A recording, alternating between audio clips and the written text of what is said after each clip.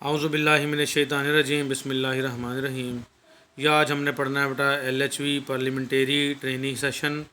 ये book session 1 है, book 0 है। ये मिडवाइफरी के लिए अकॉर्डिंग टू करिकुलम ये हमारी जो बुक है बेटा ये आज हमने पढ़नी है। इसका ये हम 2 बुक्स चलाएँगे, एक वो मिडवाइफरी की ये मिडवाइफरी वाली है और दूसरी जो है वो हम जो चला रहे हैं बुक वो वाली। ये बेटा आपकी LHV की जो बुक है वो होती तो एक ही है, लेकिन इसके ना 4 पोर्शन बना दिए हैं ताकि बच्चों को आसानी रहे और थोड़ा थोड़ा आप पढ़ते रहें।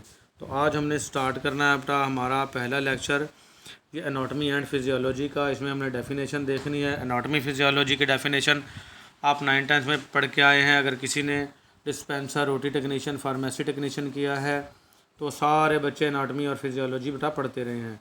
एनाटॉमी क्या है सारे बच्चे लिख लें।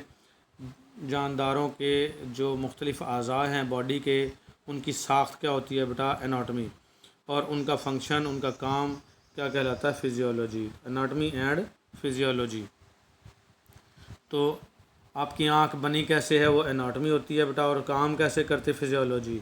दिल बना कैसे, बनावट देखनी है एनाटॉमी, और काम कैसे करता है फिजियोलॉजी।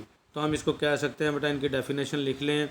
एनाटॉमी क्या है, study of body structure, body structure का मुताला एनाटॉमी, और study of body function, face से फंक्शन, फेस से फिजियोलॉजी याद रख लें बेटा, ठीक है। तो बॉडी फंक्शन का मुताला क्या कहलाएगा, फिजियोलॉजी कहलाएगा। The word anatomy comes from Greek word ana. ये एनाटॉमी का लफ्ज़ यूनानी लफ्ज़ से आया जिसका मतलब एना है, मीनिंग अप, इसका मतलब अप होता है बेटा। एना का मतलब आप, ये मारूजी बन सकती है। एंड टोमी का मतलब कटिंग, काट के किसी चीज़ का मुआयना करना, मुशाहिदा करना, तालीम हासिल करना। जैसे हमारा दिल है, अंदर से क्या पता क्या था जब तक उसको काटा नहीं गया होगा, तो उसके अंदर उसके अज़ा का पता नहीं चला होगा, कितने वाल्व हैं, कितने चैम्बर हैं, ठीक हो गया। तो ये किसी चीज़ का काट के मुआयना करना एनाटॉमी कहलाता है बेटा। ट्रेडिशनली, रिवायती तौर पर, studies of anatomy have involve cutting up. आम तौर पर इसकी जो स्टडी है एनाटॉमी की, उसमें हम काटते हैं किसी चीज़ को। आर डाइसेक्टिंग, कटिंग अप और डाइसेक्टिंग का मतलब एक ही होता है। डाइसेक्टिंग का मतलब 2 हिस्सों में काट के तालीम हासिल करना, इल्म हासिल करना। ऑर्गेनिज़म्स को, anatomy is a subject, anatomy वो मजमून है इन विच जिसमें वी स्टडी, हम मुताला करते हैं the structure of human body, इंसानी जिस्म की साख्तों का। मैंने बताया एनाटॉमी क्या है बेटा, स्ट्रक्चर ऑफ ह्यूमन बॉडी, और फिजियोलॉजी क्या है, function of human body. Structure की बजाय सिर्फ क्या लगा दोगे, फंक्शन फिजियोलॉजी में। यहाँ आप तारीफ़ें लिख भी सकते हो इसकी। ऑल लिविंग मैटर, जितने भी जिंदा जानदार हैं बेटा, कंपोज ऑफ स्मॉल यूनिट, शामिल हैं छोटे छोटे यूनिट्स पर, कॉल्ड सेल, उनको क्या कहते हैं, सेल। तो सेल क्या है बेटा, जानदारों के साख्त और फेल की इकाई क्या होती है, सेल होती है। जैसे हमारा मकान ईंटों से मिलकर बना है, इसी तरीके से हमारा जिस्म सेल से मिलकर बना है। तो जितने भी जिंदा चीज़ें हैं वो छोटे छोटे यूनिट से मिलकर बने, जिनको हम सेल कहते हैं। Some organism such as bacteria consist of single cell. कुछ ऑर्गेनिज्म ऐसे हैं जैसे बैक्टीरिया हो गया, वो सिर्फ और सिर्फ एक सेल पर मुश्तमिल होते हैं, ठीक है। अदर में consist of many hundreds of millions of cells. और कुछ ऐसे हैं जैसे कि हम लोग हो गए, कुत्ता, बिल्ली, गाय, भैंस, इंसान वगैरह, उसमें करोड़ों सेल्स होते हैं बेटा। ऑल फंक्शंस टुगेदर, सारे के सारे मिलके काम करते हैं ये सेल, फॉर देयर वेलबींग, अपनी बेहतरी के लिए। तो ये सेल मिलके काम करते हैं बेटा। फिजियोलॉजी क्या हो गया, वो तो हमने देख लिया एनाटॉमी। फिजियोलॉजी मैंने बताया था फंक्शन बेटा, ठीक है। It is the branch of biology, ये बायोलॉजी की वो शाख है that focuses on the study of functions and mechanism of living organism, जो कि फोकस करती है और हमें इल्म फराहम करती है फंक्शन का, काम का, और मैकेनिज्म भी काम होता है बेटा, ऑफ लिविंग ऑर्गेनिज्म, जिंदा जानदारों का। From the molecular and cellular level to level of whole organism and population. तो ये सबसे छोटे लेवल होता है मालिकुलर लेवल, और पॉपुलेशन होती है सबसे बड़ा लेवल। तो सबसे छोटे लेवल से लेके बड़े लेवल तक हमें इल्म फराहम करती है कौन, फिजियोलॉजी। तो एनाटॉमिकल टर्म्स एंड पोजीशंस होगी बेटा, हम देखते हैं ये सारा का सारा टर्म कहते हैं बेटा। एक लफ्ज़ आप बोलो तो आपको सारी बात समझ में आ जाए। ये कुछ टर्मिनोलॉजीज़ होती हैं, किसी भी इल्म को सीखना है तो उसकी टर्मिनोलॉजी सीख लो। जैसे अगर हम स्कूल की बात करें तो मास्टर, डंडा, क्लासें, स्टूडेंट, ग्राउंड, सारा हमें आ जाएगा स्कूल का एक लफ्ज़ बोलते ही, ठीक हो गया। इसी तरीके से अगर हम पुलिस स्टेशन करें तो पुलिस वाले, जेल, कैदी, असला, सारी चीज़ें जहन में आ जाती हैं। तो इस तरीके से बायोलॉजी के अल्फाज है बेटा, एक ही लफ्ज़ बोलेंगे तो सारी चीज़ें समझ में आ जानी चाहिए। तो हेड और नेक के मतलब ये पार्ट्स हैं बेटा, सिफेलिक हेड। अब हेड तो सबको समझ में आ जाएगा, हेड तो बात होती है इंग्लिश में, लेकिन मेडिकल में इसका लफ्ज़ क्या यूज़ होगा बेटा, सिफेलिक। अब नेक है, नेक गर्दन होती है सबको पता है बेटा, लेकिन यहाँ पर सर्वाइकल, ठीक है, सर्वाइकल का लफ्ज़ आया जाएगा तो नेक की बात हो रही है। अब स्कल, खोपड़ी सबको ही पता है बेटा, लेकिन ये मेडिकल का लफ्ज़ क्या है, क्रेनियल। अब फोर हेड पेशानी होती है, फोर हेड तो सबको पता है, लेकिन यहाँ पर किसकी बात आ जाएगी, फ्रंटल, ठीक है, सामने वाला है जो हिस्सा होता है पेशानी का, तो फोर हेड, ठीक है। फिर आ जाएगा नोज, सबको पता है बेटा, लेकिन मेडिकल की ज़बान में क्या कहेंगे, नेज़ल। बेस ऑफ स्कल, खोपड़ी की जो बेस है बेटा, बुनियाद है, ये क्या कहलाएगी, ऑक्सीपिटल। और माउथ, मुंह कहेंगे, ये सबको पता है बेटा, माउथ इंग्लिश में है, लेकिन यहाँ पर क्या कहेंगे, ओरल, या ओरल कैविटी। और फिर आइज़ हैं, आँखों का सबको पता, आइज़ या ओकुलर या ऑर्बिटल बेटा, ओकुलर या ऑर्बिटल का लफ्ज़ आएगा तो ये समझेंगे हम आँखों की बात हो रही है।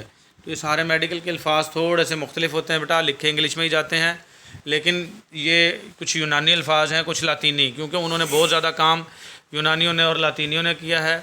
अगर हम बेटा अपना काम करते खुद से तो हमें खुद पता होता कि हमने अपने हिसाब से नाम रखने हैं। किसी का नाम हम अरशद रखते, किसी का नाम हम नासिर रखते, कुछ भी रखते, लेकिन उन्होंने अपने हिसाब से अपनी ज़बान के नाम लिखे हुए हैं, ठीक हो गया बेटा।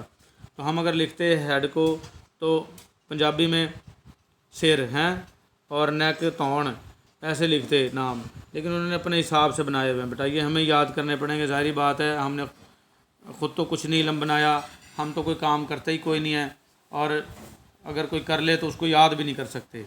तो ये देखें बेटा, मुख्तलिफ हरकत हैं बेटा, सैजिटल प्लेन, कॉर्नल प्लेन, अगला हिस्सा इंटीरियर कहलाएगा, पिछला हिस्सा पोस्टीरियर कहलाएगा, ऊपर वाला सुपीरियर, नीचे वाला इन्फीरियर, ठीक है। ये लेटरल और ये मीडियल, प्रॉक्सिमल ऊपर वाला, डिस्टल नीचे वाला, ये मुख्तलिफ़ किस्म के सामने आगे पीछे की चीज़ें दिखा रखी हैं बेटा। फिर आ जाएंगी करैक्टरिस्टिक्स ऑफ लिविंग मैटर, जो ज़िंदा चीज़ें हैं उनकी खसूसियात क्या होती हैं बेटा। ऑल लिविंग सेल, जितने भी ज़िंदा सेल हैं, हाउएवर सिंपल, ताहम सादा ही क्यों ना हो, हैव द फॉलोइंग करैक्टरिस्टिक्स, उनकी मंदरजा झेल खसूसियात होती हैं। कौन कौन सी बेटा, एक्टिविटी, एक तो वो एक्टिविटी करते हैं, कोई ना कोई काम करते हैं। रेस्पिरेशन, सांस लेते हैं। डाइजेशन, उनका हाजमा होता है बेटा। एक्सक्रीशन, पखाना, पिशी, पोटी, पसीना निकलता है उनका, बेकार मादे बाहर निकलते हैं। ये जो ज़िंदा चीज़ें हैं ना, उनकी खसूसियात बताई जा रही हैं। ग्रोथ एंड रिपेयर, उनकी नशोनुमा भी होती है, और अगर कोई चोट शोट लग जाए तो रिपेयरिंग भी होती है। रेप्रोडक्शन, और वो अपनी नस्ल भी बढ़ाते हैं बेटा। तो ये सारी की सारी क्या थी, खसूसियात इंपॉर्टेंट है बेटा। करैक्टरिस्टिक्स ऑफ लिविंग मैटर, ये आ सकता है सवाल, तो आपने बताना है ये इनकी खसूसियात जो हैं वो कितनी होती, 6।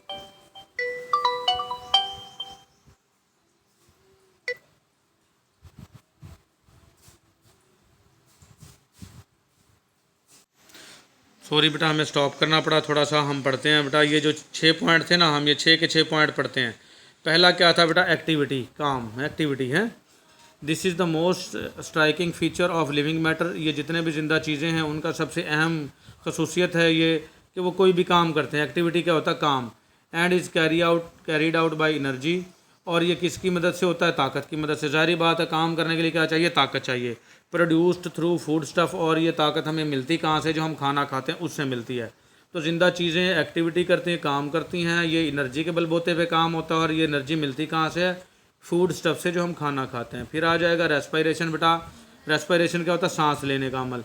सारे जानदार सांस लेते हैं। ऑल लिविंग थिंग्स टेक इन ऑक्सीजन, सारे ज़िंदा चीज़ें ऑक्सीजन अंदर लेके जाती हैं, and give of carbon dioxide, और कार्बन डाइऑक्साइड बाहर निकालती हैं। इतना भी लिख देंगे तो रेस्पिरेशन बेटा ये बस पूरा हो जाएगा। लेकिन मैं अगला भी पढ़ा देता हूँ आपको। The oxygen is required for oxidation of food, जो आप खाना खाते हो उसकी ऑक्सीडेशन के लिए उस ऑक्सीजन की ज़रूरत होती है, और उस ऑक्सीजन की मौजूदगी में उस खाने को कंबशन होती है। कंबशन का मतलब गलना, सड़ना, टूटना, फूटना, और इस कंबशन के नतीजे में कार्बन डाइऑक्साइड पैदा होती है, और ये इज़ द वेस्ट प्रोडक्ट, और ये वेस्ट प्रोडक्ट है, ज़ाहिर बात है, ऑफ कंबशन की।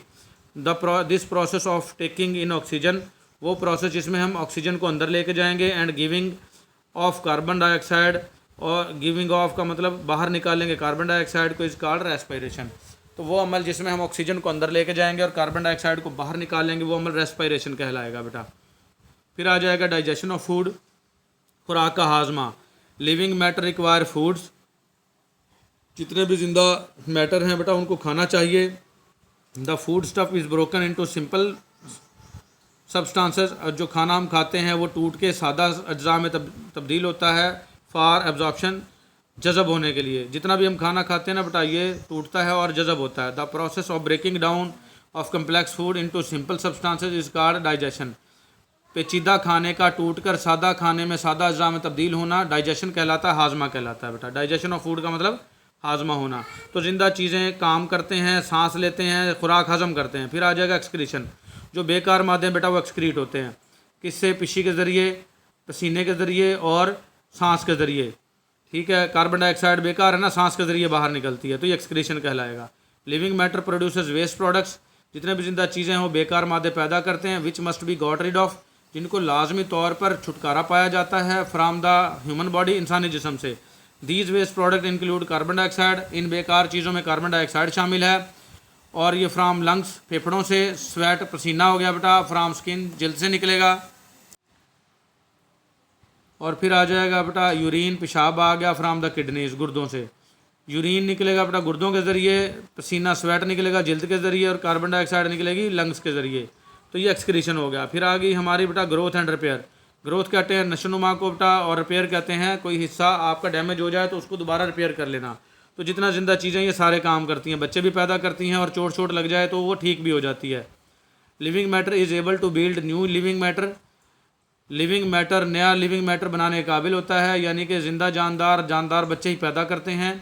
सिमिलर टू इट, जो इस जैसे ही होते हैं, जैसे इंसानों के बच्चे इंसानों जैसे, कुत्ते के बच्चे कुत्ते जैसे। ठीक हो गया, सिमिलर टू इट। जो ये देखा जाएगा कि बेटा कौन से जानदार की बात हो रही है, हैं? गाय का बच्चा गाय जैसा, ये नहीं हो सकता अभी गाय का बच्चा कुत्ता हो जाए। ठीक है, ये नहीं हो सकता। तो सिमिलर टू इट होता है बेटा। फूड इंक्लूड्स मीट, खाने में हम शामिल करते हैं गोश्त, चीज़ जो आपकी पिज़्ज़े में डलती है, एंड मिल्क, दूध हो गया बेटा। These are building material of the body, ये बॉडी के लिए बिल्डिंग मटेरियल है, इनसे आपकी जो बॉडी है वो नशोनुमा पाती है। फिर आपका लास्ट वन आ गया बेटा रेप्रोडक्शन। रेप्रोडक्शन क्या होता है? नस्ल पैदा करना बेटा। All living matter produce its own kind in simple forms of life. जितने भी जिंदा चीज़ें हैं बेटा अपनी जैसी, अपनी ही किस्म के, अपनी काइंड के जो है वो सिंपल फॉर्म्स ऑफ लाइफ पैदा करता है, बच्चे पैदा करता है। Reproduction simple is splitting of parent cell into two. जो सिंपल रेप्रोडक्शन है बेटा जैसे बैक्टीरिया वगैरह में होती है, बस बैक्टीरिया एक बड़ा होगा और दो में टूट जाएगा।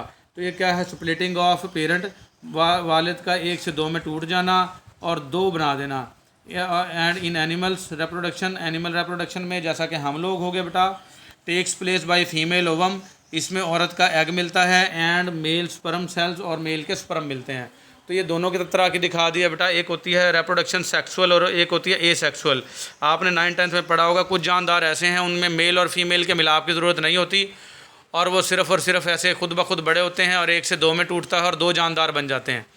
तो ये थी ए सेक्सुअल रेप्रोडक्शन, वो भी बता दिए बेटा इन्होंने यहाँ पे। और फिर जो जानवरों की है उसमें मेल फीमेल का मिलाप ज़रूरी होता है।